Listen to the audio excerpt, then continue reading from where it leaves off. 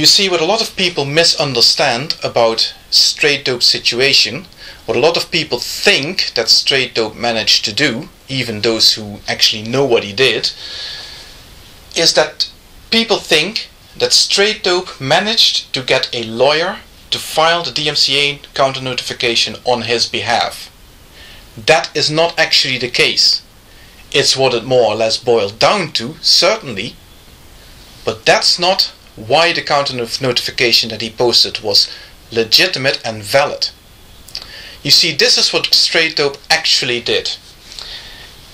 He found a friend who happens to be a lawyer, and he made that friend co-owner of his channel. And that's the important thing that happened here. Straight Dope made a friend, a lawyer to boot, co-owner of his channel. Once that friend was co-owner of Straight Dope's channel, they were jointly responsible for all the content on the channel, and then either of them were equally entitled to post a counter notification using their own personal details. And of course it was Straight Dope's friend who posted a counter notification using their personal details, Straight Dope's friend who happened to be a lawyer. So in a roundabout way, of course, it is valid to say that Straight Dope managed to get a lawyer to file a counter notification on his behalf.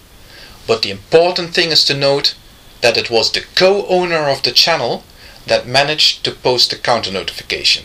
And this is what I've proven now in my own situation, because I did not involve any lawyer, but I did do the exact same thing that Straight Dope did.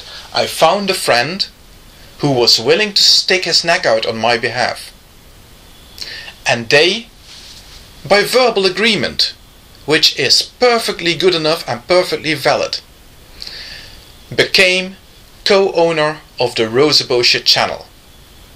Now there are two people owning the Rosebosje channel, and it is the other person, not me.